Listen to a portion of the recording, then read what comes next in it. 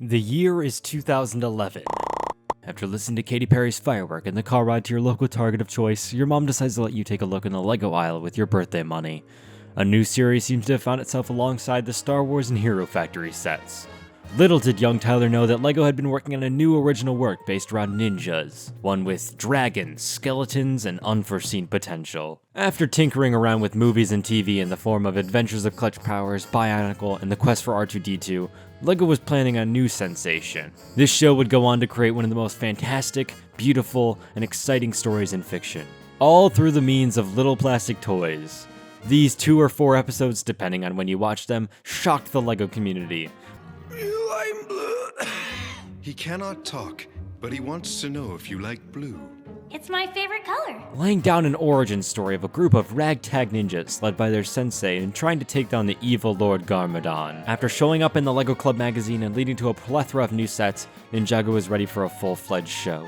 1 year later, with a full season well underway, a new prophecy was introduced as the ninjas each learned that one is destined to become the foretold Green Ninja. Kai, Jay, Cole, and Zane all set out to find their true potential and to learn which one of them is destined to wear the color green. Season 1, Episode 10, The Green Ninja. This episode would go on to be one of the most crucial and pivotal moments in this show, both for its characters and the story as a whole. It would alter the events of fate and shock the audience as to the true identity of the Green Ninja, far beyond its reveal, helping this show finally reach its true potential. Welcome to my analysis of...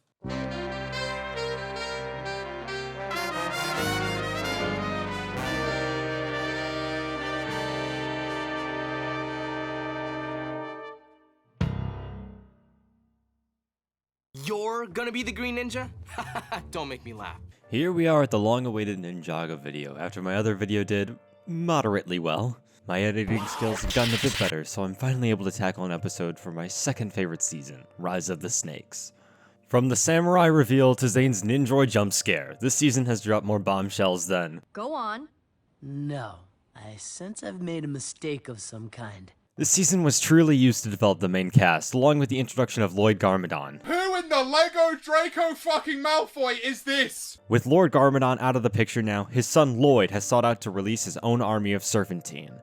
The 4 tribes and Pythor set out on recovering the Fangblades to release the Great Devourer from the lost city of Ouroboros.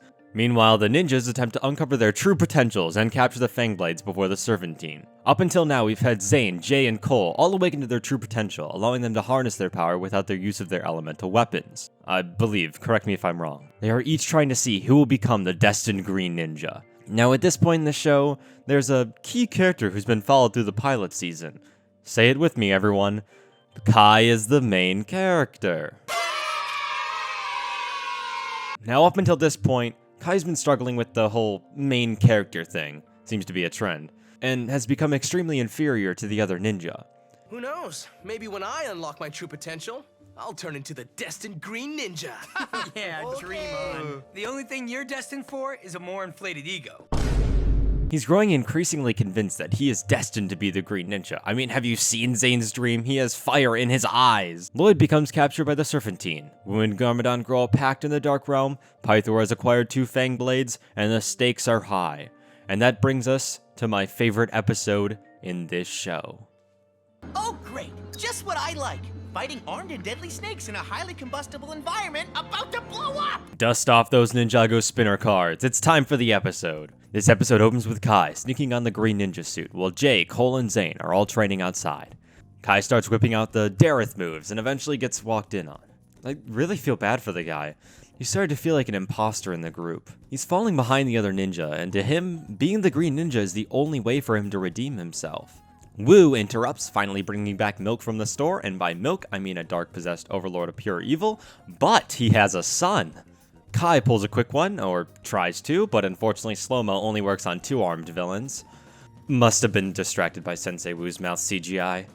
Now, keep in mind, this is their first time seeing Garmadon since the pilot. Granted, now he lacks a lot of the intimidation. Honestly, at this point in the show, I'm more terrified of the snakes, especially after they burned the entire monastery down. Wu convinces the ninja that even though Garmadon just tried to kill him a few episodes back and can now possess all 4 weapons, he's still his brother. Kai isn't so convinced of this and thinks it's his responsibility to defeat Garmadon. Garmadon moves in with the ninja aboard the Destiny's Bounty, which leads to this fire line from Kai. Mia, the Lord of Darkness just became our roommate! Time for the Garmadon evil laugh counter.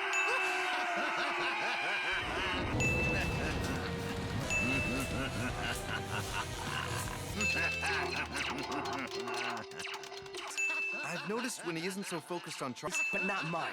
Kai here is a bit too busy avoiding his tasks and trying to catch the imposter that he forgets to check cams to see that the Falcon has spotted Lloyd and the snakes. God, that sentence just left my mouth.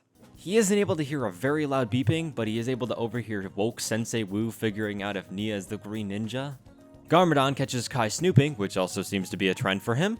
Her room doesn't reveal anything about her power. He's sporting a robe that somehow fits all 4 arms, which, I mean, I just want to know his supplier. I can barely find jeans that fit me.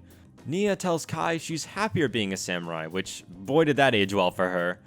I know she still prefers being you get it. The alarm goes off and we're given the main thread of this episode. The snakes have taken Lloyd to the fire temple from the pilot, most likely to obtain the 3rd Fang Blade. While talking about their plan, the ninjas notice that Garmadon and the weapons have disappeared. Kai races away and comes face to face with Garmadon, which is really funny because Kai thinks he can face a man who has the most powerful weapons in the world introduced up until now. At least he's accompanied by more slow motion shots and some fire rock music.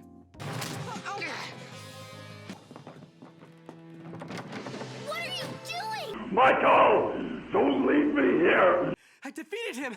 I did it! Are my eyes glowing? Did I unlock my powers? I wasn't going to hurt you, boy. I was only fetching your weapons. But you were trying to steal them! I asked him to get them. You what? Yes, poor thing. First person to stand up and say, this is fucked, this is not right, this is not cool. The ninja all have to focus on their goal of saving Lloyd and getting the 3rd Fang Blade before the snakes by heading into an active volcano. From here on out, we travel by shadows. The Fang Blades provide this episode with a very good establishing threat. Since the first blade came from an amusement park and the second was a prized treasure of clutch powers, it's easy to see the importance of trying to obtain the relic before the snakes and save Garmadon's son. The ninja confront the snakes in a battle. They have to remain careful not to disrupt the volcano, but Kai immediately disregards this and uses his weapon.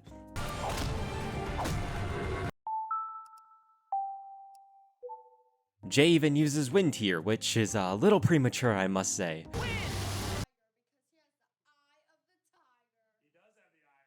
Are you sure about that? Doing my man Maro almost as dirty as I did him in my Tournament of Elements video. Today, we say goodbye to a legend.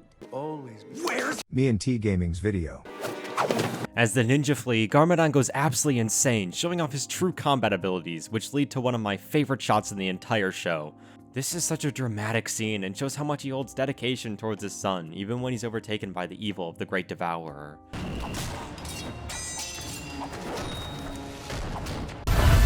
Even once they are reunited and the mission is a success, Kai is still dead set on taking the Fang Blade by any means necessary. We're given an amazing slow motion shot as Kai throws his lightsaber. Why did I call it a lightsaber? As Kai throws his sword to try to grab the Fang Blade. Lloyd falls from the cliff while the ninjas are waiting on Kai, and I swear to God, at least the 10th slow motion shot in this episode. The ninja have to flee from the erupting volcano, leaving Kai and Lloyd alone with the Fang Blade. This scene creates such a tense and terrifying feel, but I was honestly more impressed with the Minecraft water sound effects.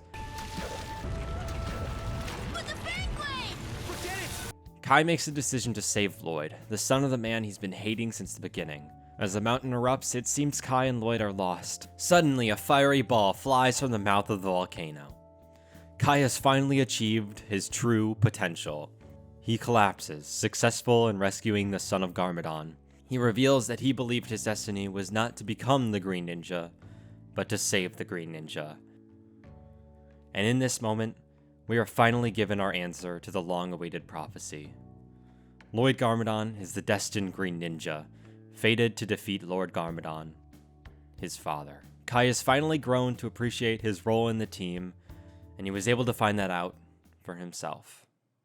The Fang Blade is hit like a golf club, and the episode ends. You'll have to do better than that to unite the tribes. Get your hands off me!